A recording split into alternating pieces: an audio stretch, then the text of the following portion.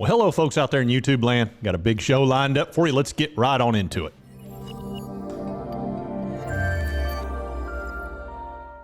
All right, let's pull up the screen. On NEO, is NEO a long-term home run? Looking at $34 for the next move. We're going to get into all of that, and we're going to talk about NEO.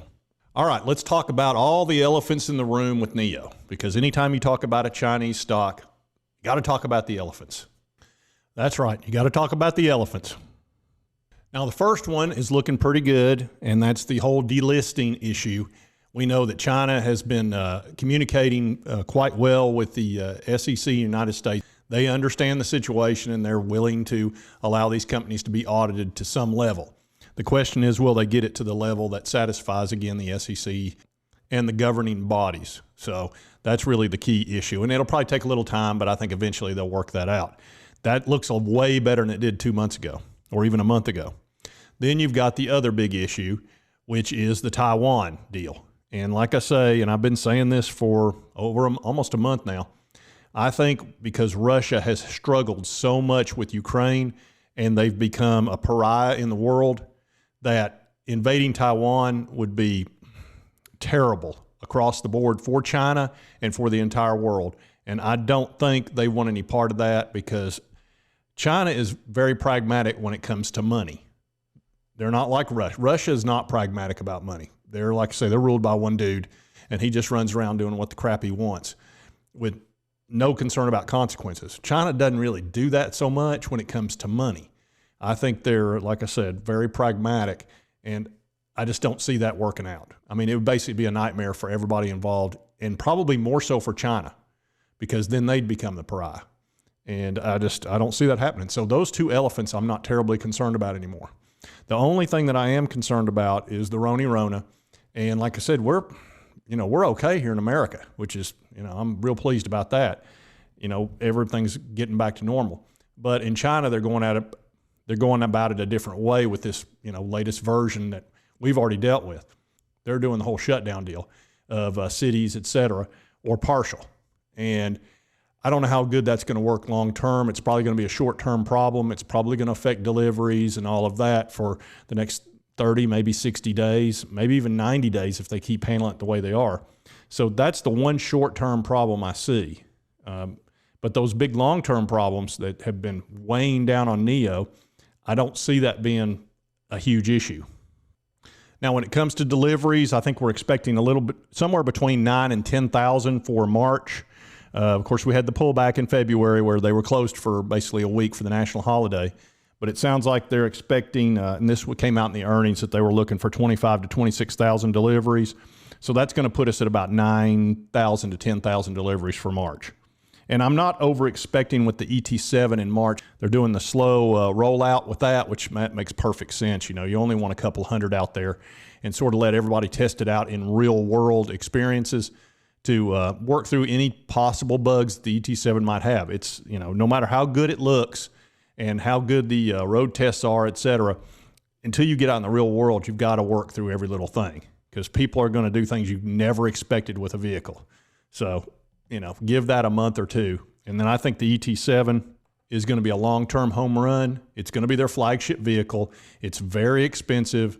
It's very profitable. And it'll do great in Europe and the United States as well, because there's plenty of people that can afford $70,000 in those two areas. So I feel real good about that vehicle. The ET5, I think, is going to be their biggest seller, because it is going to be, that $40,000 to $50,000 vehicle that is more in the middle income, especially if you don't get the battery and you do the battery as a service, probably down in the 40 grand area. So that's going to be much more affordable for the average person.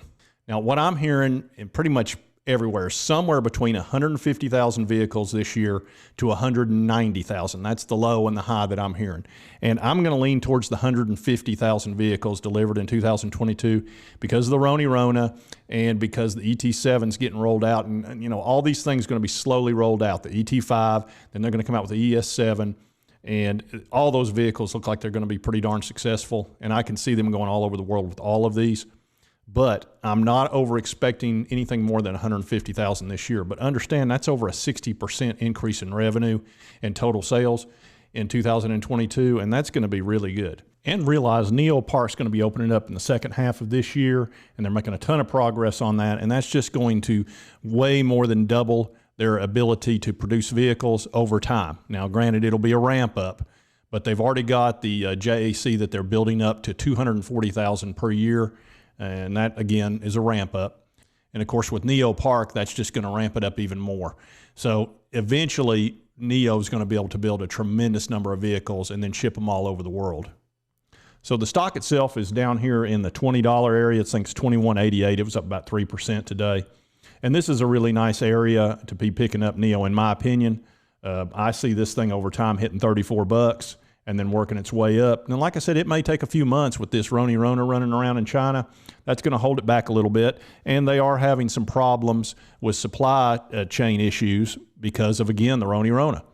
And so that's going to slow it down a little bit. And there's going to be some bumps and bruises for the next 2 or 3 months, in my opinion, based on what I'm hearing. But again, long term, I couldn't feel better about Neo. To me, it's the next, I don't want to say the next Tesla, but they could be a junior Tesla. And there's nothing wrong with being a junior Tesla.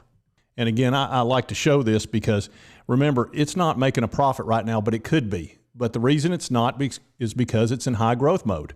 And when you're in that mode, you've got to spend money on the front end. They're spending a ton of money on autonomous driving, a ton of money designing these new vehicles. They're also working on a sub-brand, of course, and they've got to design those. So there's a ton of money on the front end of this that they've got to spend in order to gain market share and to build up all their technology that they're going to need to be a huge automobile company one day. And they're going to be a bit of a tech company as well with autonomous driving. And autonomous driving is very profitable, because it's software as a service, which is typically an 80% profit margin. And I like to remind folks of that, you know, look at Tesla.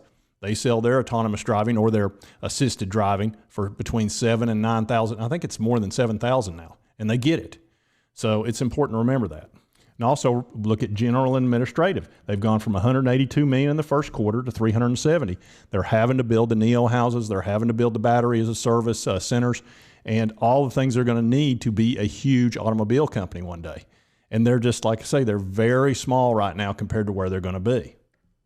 And when you look at the advantage that they've got over really many companies all over the world, you know, they're going to have the lower payroll cost at all times. They do have lower raw materials costs long term. Right now, everybody's paying more for raw materials, but theirs are going to be lower because they're in China.